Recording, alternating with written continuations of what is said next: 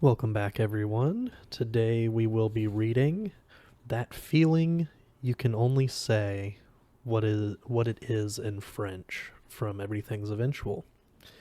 So, let's get into it. Floyd, what's that over there? Oh shit.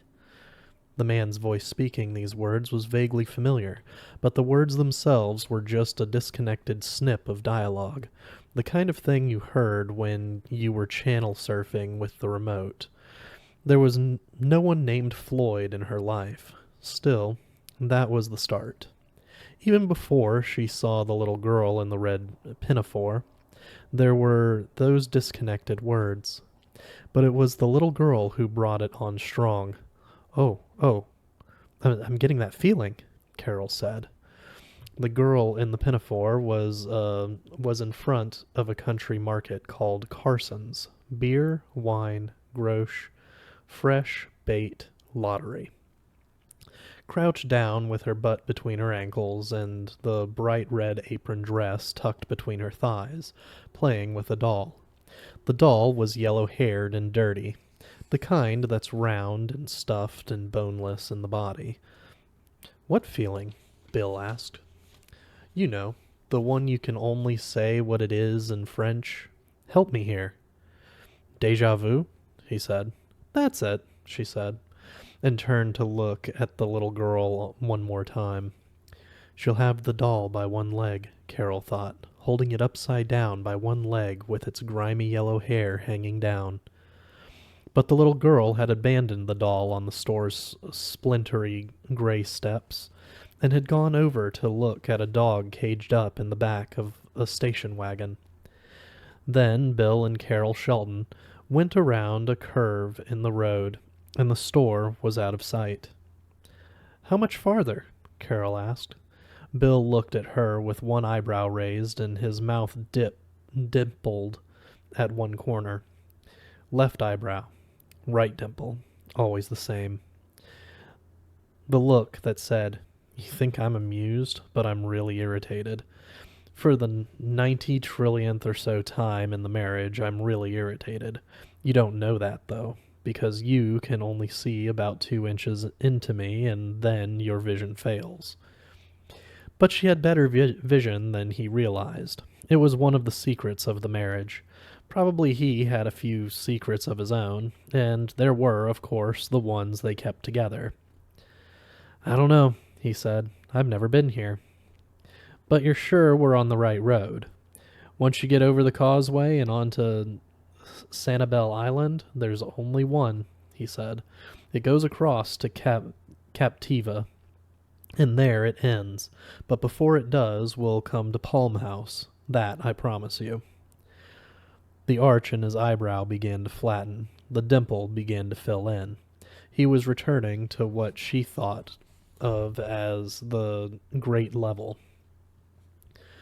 She had come to dislike the great level too, but not as much as the eyebrow and the dimple, or his sarcastic way of saying, "Excuse me," when you said something he considered stupid, or his habit of pooching out his lower lip when he wanted to appear thoughtful and deliberate. Bill? Hmm? Do you know anyone named Floyd? There was Floyd Denning. He and I ran the downstairs snack bar at Christ the Redeemer in our senior year. I told you about him, didn't I? He stole the Coke money one Friday and spent the weekend in New York with his girlfriend. They suspended him and expelled her. What made you think of him? I don't know, she said. Easier than telling him that the Floyd with whom Bill had gone to high school wasn't the Floyd the voice in her head was speaking to. At least, she didn't think it was. Second honeymoon. That's what you call this, she thought, looking at the palms that lined Highway 867. A white bird that stalked along the shoulder like an angry preacher, and a sign that read Seminole Wildlife Park. Bring a carful for $10. Florida, the Sunshine State. Florida, the Hospitality State. Not to mention Florida, the second honeymoon state. Florida, where Bill Shelton and Carol Shelton, the former Carol O'Neill of Lynn, Massachusetts, came on their first honeymoon 24 years before, or 25 years before. Only that was on the other side, the Atlantic side, at a little cabin colony, and there were cockroaches in the bureau drawers. He couldn't stop touching me. That was all right, though. In those days, I wanted to be touched. Hell, I wanted to be touched like Atlanta in Gone with the Wind. And he touched me, rebuilt me, or he torched me, rebuilt me, torched me again. Now it's silver. 25 is silver. And sometimes I get that feeling. They were approaching a curve, and she thought, 3 crosses on the right side of the road, 2 small ones flanking a bigger one. The small ones are clapped together wood. The one in the middle is white birch with a picture on it, a tiny photograph of the 17-year-old boy who lost control of his car on this curve one drunk night. That was his last drunk night. And this is where his girlfriend and her girlfriends marked the spot. Bill drove around the curve, a pack of black crows, plump and shiny, lifted off from something pasted to the macadam in a splat of blood. The birds had eaten so well that Carol wasn't sure they were going to get out of the way until they did. There were no crosses, not on the left, not on the right. Just roadkill in the middle, a woodchuck or something, now passing beneath a luxury car that had never been north of the Mason-Dixon line. Floyd, what's that over there? What's wrong? Huh? She looked at him, bewildered, feeling a little wild. You're sitting bolt upright. Got a cramp in your back? Just a slight one. She settled back by degrees. I had that feeling again, the déjà vu. Is it gone? Yes, she said, but she was lying. It had retreated a little, but that was all. She'd had this before, but never so continuously. It came up and went down, but it didn't go away. She'd been aware of it ever since that thing about Floyd started knocking around in her head, and then the little girl in the red pinafore. But, really, hadn't she felt something before either of those things? Hadn't it actually started when they came down the steps of the Lear 35 into the hammering heat of the Fort Myers sunshine? Or even before, en route from Boston? They were coming to an intersection. Overhead was a flashing yellow light, and she thought, to the right is a used car lot and a sign for the Sanibel Community Theater. Then she thought, no, it'll be like the crosses that weren't there. It's a strong feeling, but a false feeling.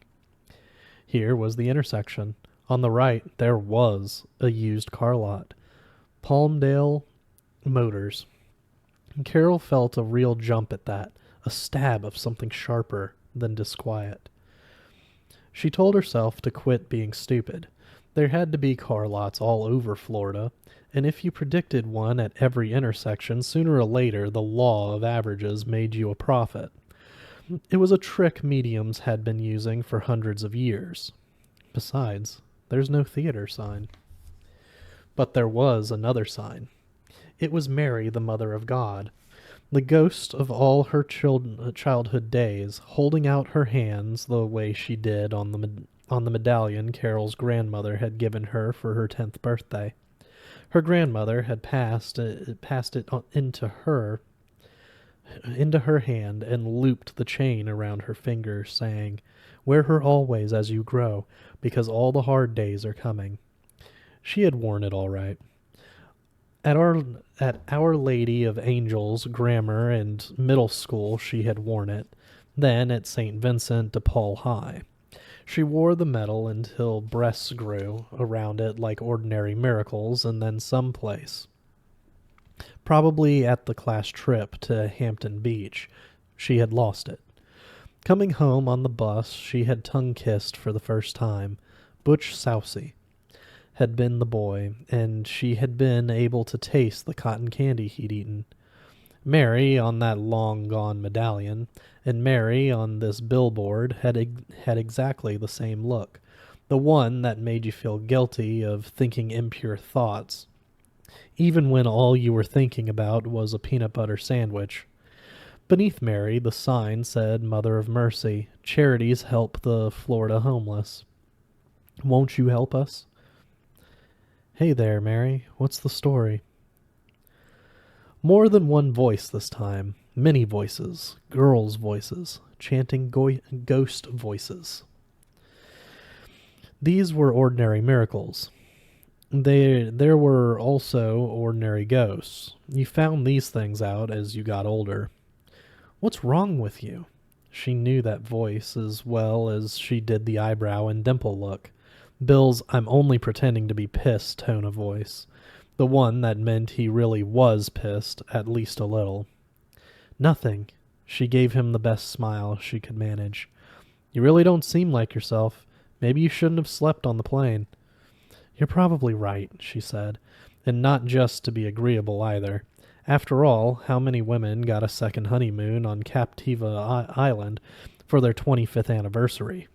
Round trip on a chartered Learjet. 10 days at one of those places where the money was no good, at least until MasterCard coughed up the bill at the end of the month. And if you wanted a massage, a big Swedish babe would come and pummel you in your 6-room beach house. Things had been different at the start. Bill, whom she'd first met at a crosstown high school dance, and then met again at college 3 years later, another ordinary miracle, had begun their married life working as a janitor, because there were no openings in the computer industry. It was 1973 and computers were essentially going nowhere, and they were living in a grotty place in Revere. Not on the beach, but close to it, and all night people kept going up the stairs to buy drugs from the two sallow creatures who lived in the apartment above them and listened endlessly to dopey records from the 60s. Carol used to lie awake waiting for the shouting to start, thinking, we won't ever get out of here. We'll grow old and die within earshot of cream and blue cheer and the Dodgem cars down on the beach. Bill, exhausted at this point of his shift, would sleep through the noise, lying on his side, sometimes with one hand on her hip. And when it wasn't there, she often put it there, especially if the creatures upstairs were arguing with their customers. Bill was all she had. Her parents had practically disowned her when she married him. He was a Catholic, but the wrong sort of Catholic. Graham had always asked why she wanted to go with that boy when anyone could tell he was shanty. How could she fall for all his foolish talk? Why did she want to break her father's heart? And what could she say? It was a long distance from that place in Revere to a private jet soaring at 41,000 feet. A long way to this rental car, which was a Crown Victoria. What the Goodfellas and the gangster movies invariably called a Crown Vic. Heading for 10 days in a place where the tab would probably be, well, she didn't even want to think about it. Floyd. Oh shit. Carol, what is it now? Nothing, she said. Up ahead by the road was a little pink bungalow, the porch flanked by palms. Seeing those trees with their fringy heads lifted against the blue sky made her think of Japanese Zeros coming in low. Their underwig machine guns firing, which in association clearly the result of a youth misspent in front of the TV, and as they passed a black woman would come out. She would be drying her hands on a piece of pink toweling and would watch them expressionlessly as they passed. Rich folks in a Crown Vic headed for Captiva, and she'd have no idea that Carol Shelton once lay awake in a $90 a month apartment listening to the records and the drug deals upstairs, feeling something alive inside her, something that made her think of a cigarette that had fallen down behind the drapes at a party, small and unseen but smoldering away next to the fabric. "Hun?" "Nothing," I said. They passed the house. There was no woman. An old man, white, not black, sat in a rocking chair watching them pass. There were rimless glasses on his nose and a piece of ragged pink toweling, the same shade as the house, across his lap. "I'm fine now, just anxious to get there and change into some shorts." His hand touched her hip, where he had so often touched her during those first days, and then crept a little farther inland. She thought about stopping him. Roman hands and Russian fingers, they used to say. And didn't. They were, after all, on their second honeymoon. Also, it would make the expression go away. "Maybe," he said, "we could take a pause, after the dress comes off and before the shorts go on." "I think that's a lovely idea," she said, and put her hand over his, pressed both more tightly against her. Ahead was a sign that would read Palm House 3 miles on left when they got close enough to see it. The sign actually read Palm House 2 miles on left. Beyond it was another sign, Mother Mary again, with her hands outstretched and that little electric shimmy that wasn't quite a halo around her head. This version read Mother of Mercy Charities, help the Florida sick. Won't you help us?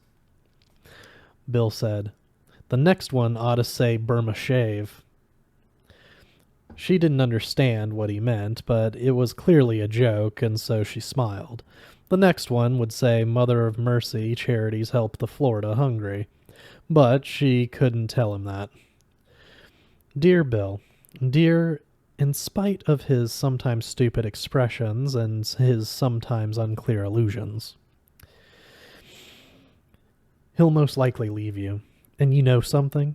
If you go through with it, that's probably the best luck you can expect. This, according to her father. Dear Bill, who had proved that just once, just that one crucial time, her judgment had been far better than her father's. She was still married to the man her Graham had called the Big Boaster. At a price, true, but what was that old axiom?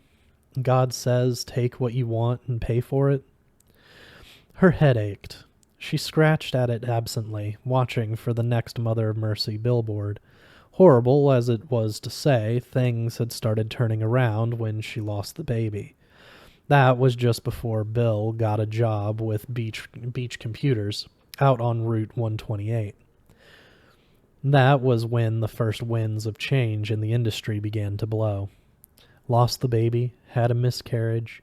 They all believed that except maybe Bill. Certainly her family had believed it. Dad, Mom, Graham. Miscarriage was the story they told. Miscarriage was a Catholic story, if ever there was one. Hey, Mary, what's the story? They had sometimes sung when they skipped rope, feeling daring, feeling sinful, the skirts of their uniforms flipping up and down over their scabby knees. That was at Our Lady of Angels, where Sister Enunciata would spank your knuckles with her ruler if she caught you gazing out the window during sentence time, where Sister Dormatia would tell you that 1,000,000 years was but the first tick of eternity's endless clock, and you could spend eternity in hell. Most people did. It was easy. In hell, you would live forever with your skin on fire and your bones roasting. Now she was in Florida.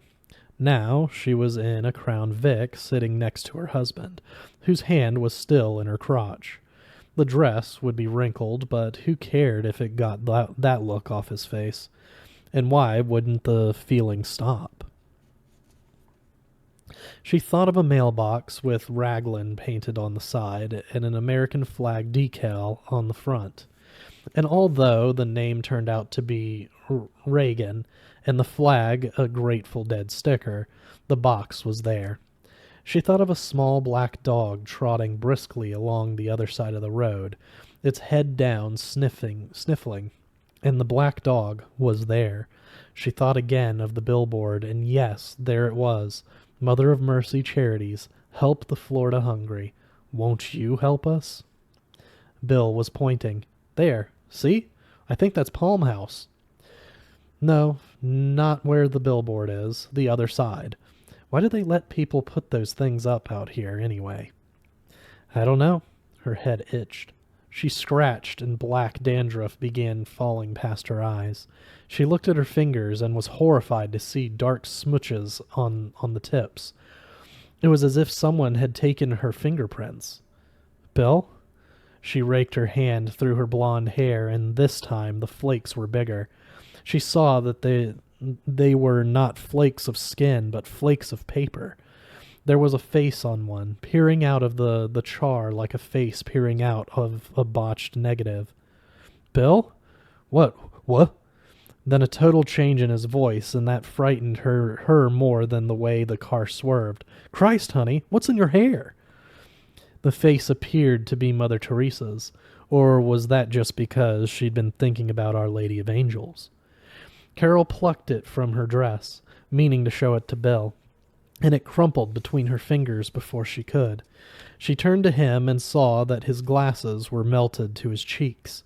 One of his eyes had popped from its socket and then spilt like a grape pumped full of blood. And I knew it, she thought. Even before I turned, I knew it because I had that feeling. A bird was crying in the trees. On the billboard, Mary held out her hands. Carol tried to scream. Carol? It was Bill's voice, coming from 1,000 miles away, then his hand, not pressing the folds of her dress into her crotch, but on her shoulder. You okay, babe? She opened her eyes to brilliant sunlight and her ears to the steady hum of the Learjet's engines. And something else, pressure against her eardrums. She looked from Bill's mildly concerned face to the dial below the temperature gauge in the cabin and saw that it had wound down to 28,000. Landing? She said, sounding muzzy to herself. Already? It's fast, huh? Sounding pleased, as if he had flown it himself instead of only paying for it. Pilot says we'll be on the ground in Fort Myers in 20 minutes. You took a hell of a jump, girl. I had a nightmare. He laughed, the plummy ain't you the silly Billy laugh she had come really to detest. No nightmares allowed on our second honeymoon, babe. What was it? I don't remember, she said, and it was the truth. There were only fragments. Bill, with his glasses melted all over his face, and one of the 3 or 4 forbidden skip rhymes they had sometimes chanted back in 5th and 6th grade. This one had gone, Hey there, Mary, what's the story? And then something. She couldn't come up with the rest. She could remember Jangle Tangle, Jingle Bingle, I Saw Daddy's Great Big Dingle, but she couldn't remember the one about Mary. Mary helps the Florida sick, she thought, with no idea of what that thought meant. And just then there was a beep as the pilot turned the seatbelt light on. They had started their final descent. Let the wild rumpus start, she thought, and tightened her belt. You really don't remember? He asked, tightening his own. The little jet ran through a cloud filled with bumps. One of the pilots in the cockpit made a minor adjustment, and the ride smoothed out again. 'Cause usually, just after you wake up, you can still remember, even the bad ones. I remember Sister Annunciata from Our Lady of Angels, sentence time. Now that's a nightmare. 10 minutes later, the landing gear came down with a whine and a thump. 5 minutes after that, they landed. They were supposed to bring the car right out to the plane. Bill said, already starting up the type A shit. This she didn't like, but at least she didn't detest it the way she detested the plumpy laugh and his repertoire of patronizing looks. I hope there hasn't been a hitch. There hasn't been, she thought, and the feeling swept over her full force. I'm going to see it out the window on my side in just a second or two. It's your total Florida vacation car. A great big white goddamn Cadillac. Or maybe it's a Lincoln. And yes, here it came. Proving what? Well, she supposed it proved that sometimes when you had deja vu, what you thought was going to happen next really did. It wasn't a Caddy or a Lincoln after all, but a Crown Victoria. What the gangsters in a Martin Scorsese film would doubtless call a Crown Vic. Woo, she said as he helped her down the steps and off the plane. The hot sun made her feel dizzy. What's wrong? Nothing, really. I've got deja vu. Left over from my dream, I guess. We've been here before, that kind of thing. It's being a strange place, that's all, he said and kissed her cheek. Come on, let the wild rumpus start. Then they went to the car. Bill showed his driver's license to the young woman who had driven it out. Carol saw him check out the hem of her skirt, then sign the papers on her clipboard. She's going to drop it, Carol thought. The feeling was now so strong, it was like being on an amusement park ride that got just a little too fast. All at once, you realize you're edging out of the land of fun and into the kingdom of nausea. She'll drop it, and Bill will say, whoopsie daisy, and pick it up for her, get an even closer look at her legs. But the Hertz woman didn't drop her clipboard. A white courtesy van had appeared to take her back to the Butler Aviation Terminal. She gave Bill a final smile. Carol she had ignored completely, and opened the front passenger door. She stepped up, then slipped. Whoopsie daisy, don't be crazy, Bill said, and took her elbows, steadying her. She gave him a smile. He gave her well-turned legs a goodbye look. And Carol stood by the growing pile of the growing pile of their luggage and thought, "Hey there, Mary." Mrs. Shelton was the co-pilot. He had the last bag, the case with Bill's laptop inside it, and he looked concerned. "Are you all right? You're very pale." Bill heard and turned away from the departing white van, his face worried.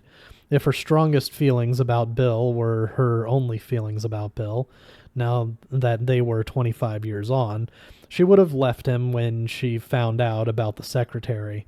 A Clariol blonde, too young to remember, the Clariol slogan that started, "If I have only one life to live." But there were other feelings. There was love, for instance. Still love. A kind that girls in Catholic school uniforms didn't suspect. A weedy, unlovey species too tough to die. Besides, it wasn't just love that held people together. There were secrets, and the price you paid to keep them. "Carol?" he asked her. "Babe, all right?" She thought about telling him no, she wasn't all right, she was drowning. But then she managed to smile and said, "It's the heat, that's all. I feel a little groggy. Get me in the car and crank up the air conditioning. I'll be fine."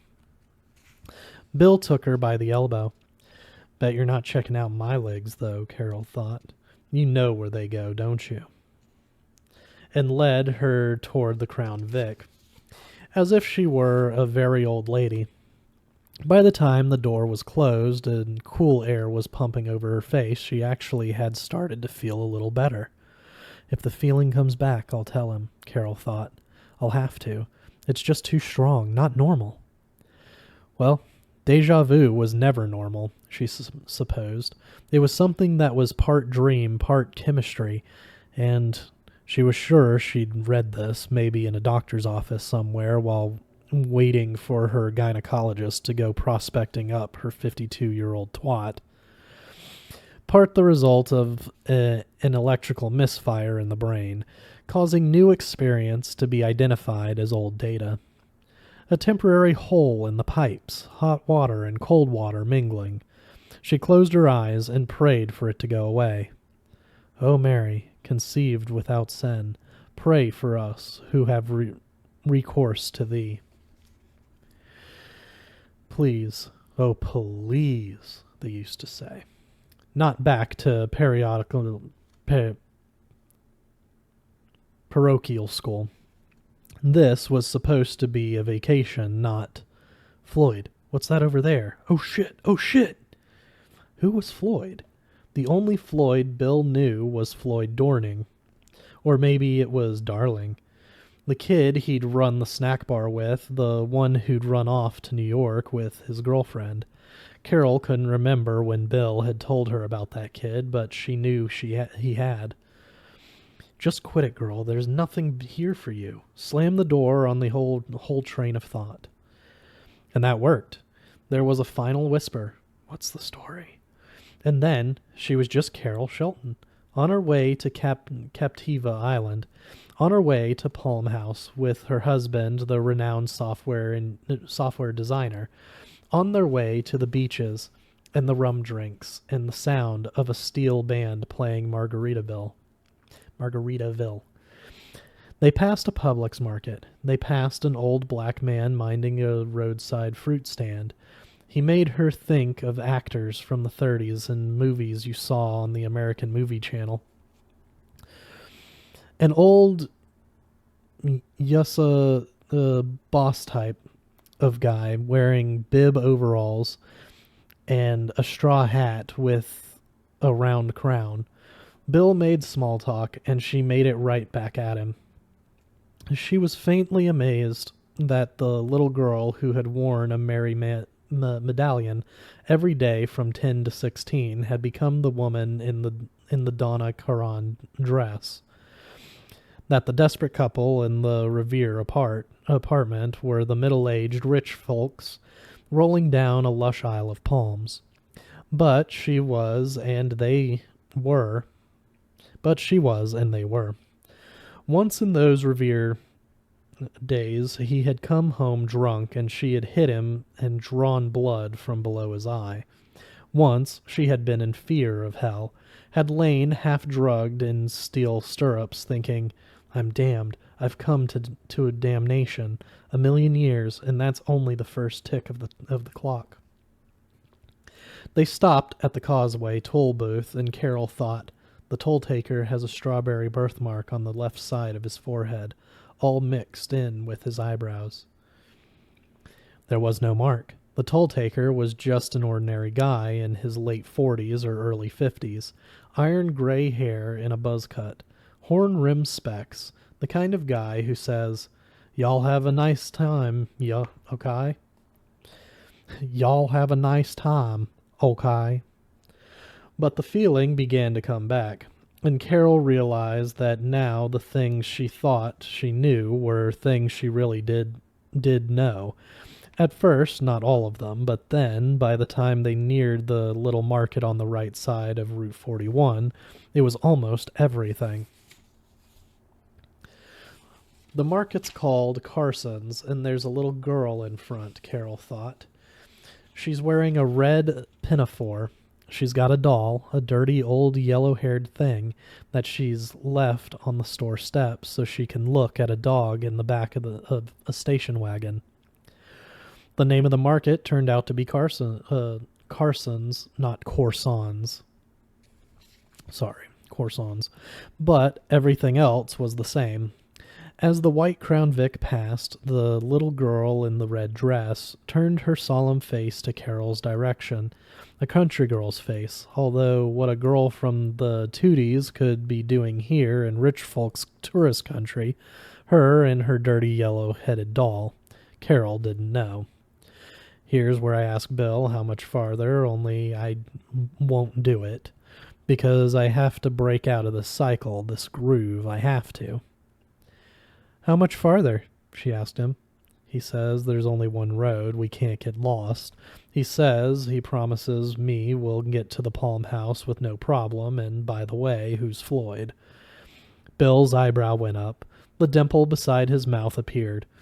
Once you get over the causeway and onto Sanibel Island, there's only one road, he said. Carol barely heard him. He was still talking about the road, her husband, who had spent a dirty weekend in bed with his secretary 2 years ago, risking all they had done and all they had made. Bill doing that with his other face on, being the Bill Carol's mother had warned would break her heart. And later, Bill trying to tell her he hadn't been able to help himself, her wanting to scream. I once murdered a child for you. The potential of a child, anyway. How high is that price? And is this what I get in return?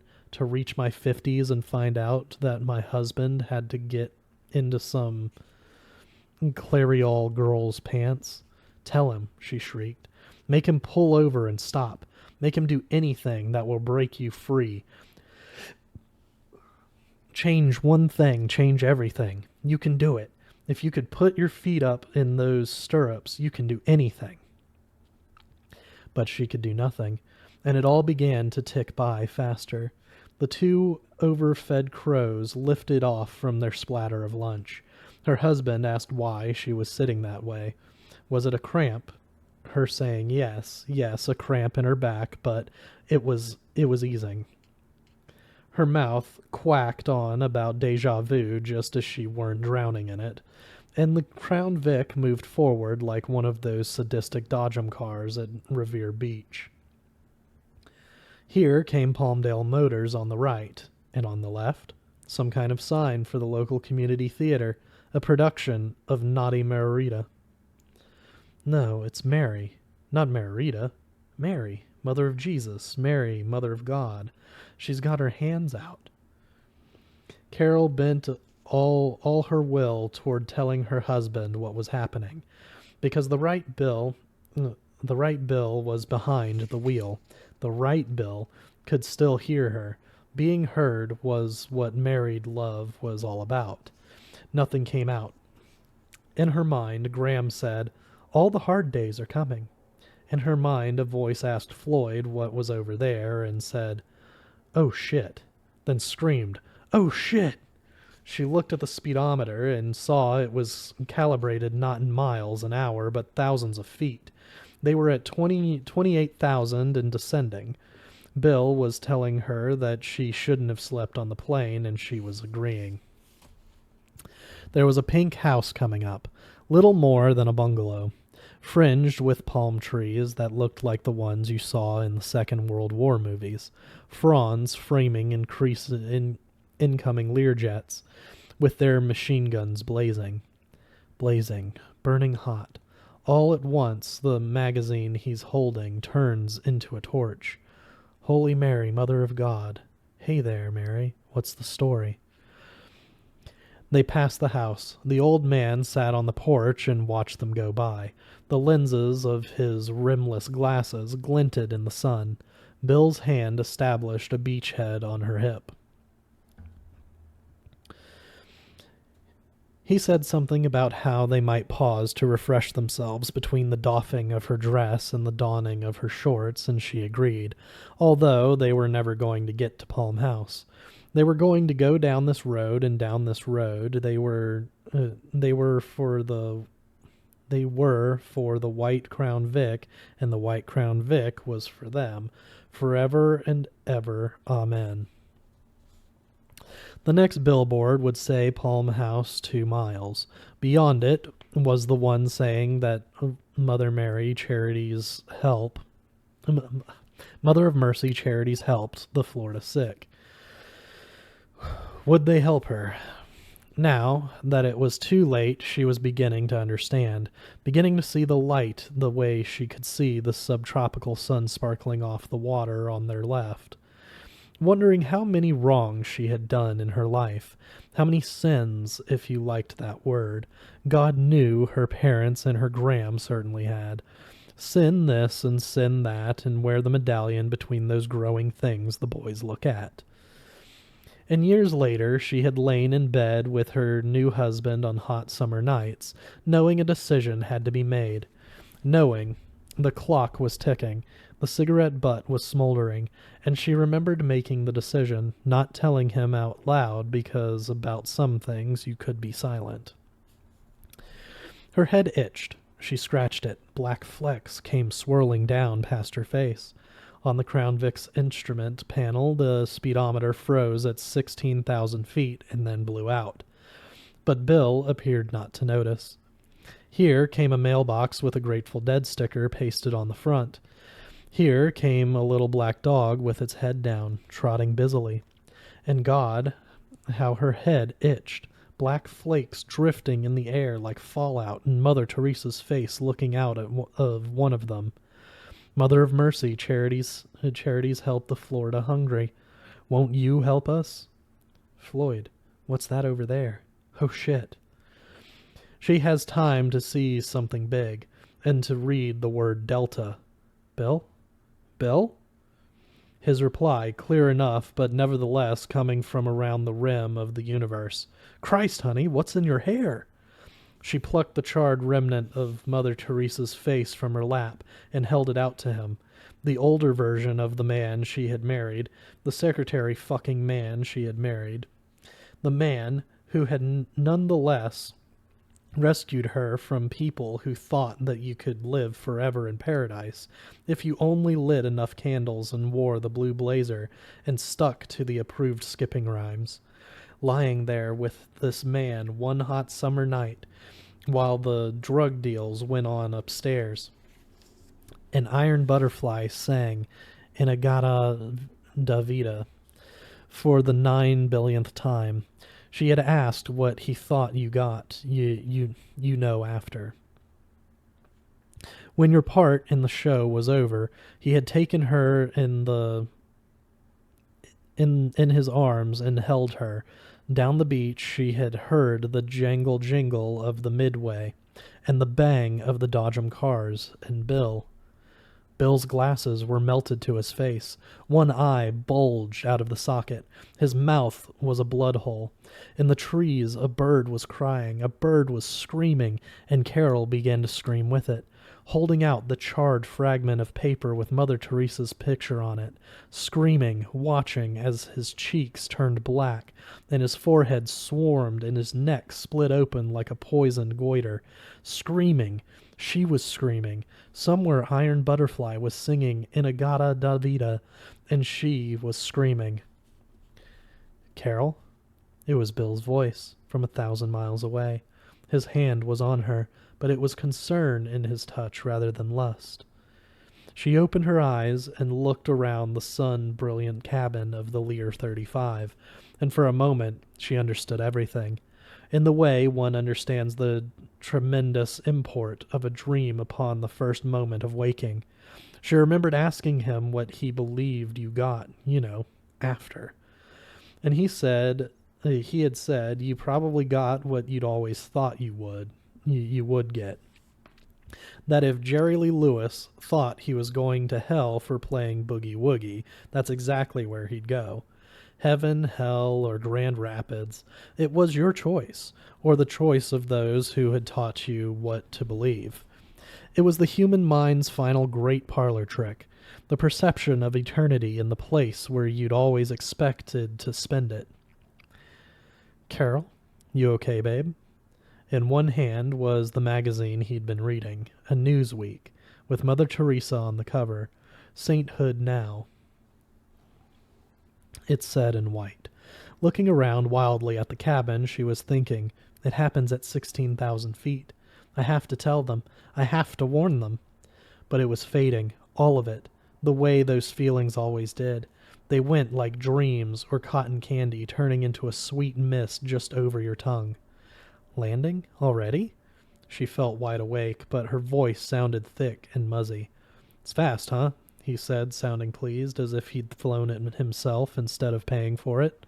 Floyd says we'll be on the ground in... Who? She asked. The cabin of the little plane was warm, but her fingers were cold. Who? Floyd. You know, the pilot. He pointed his thumb toward the cockpit's left-hand seat. They were descending into a scrim of clouds.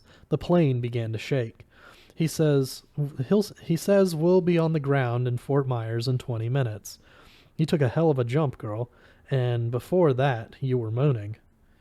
Carol opened her mouth to say what that feeling, the one you could only say what it was in French, something vu or voo.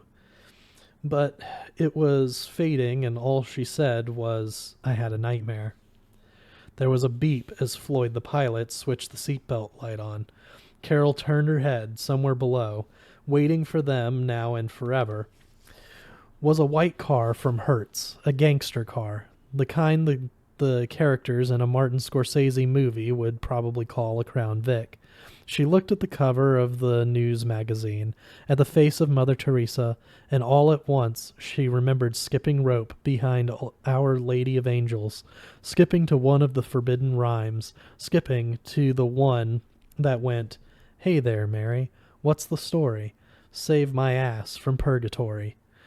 "All the hard days are coming," her Graham had said. She had pressed the metal into Carol's palm, wrapped the chain around her fingers. The hard days are coming. And that's it for the story. What's left is a little note from Stephen King. I think this story is about hell, a version of it where you are condemned to do the same thing over and over again. Existentialism, baby. What a concept. Paging Albert Camus. There's an idea that hell is other people. My idea is that it might be repetition.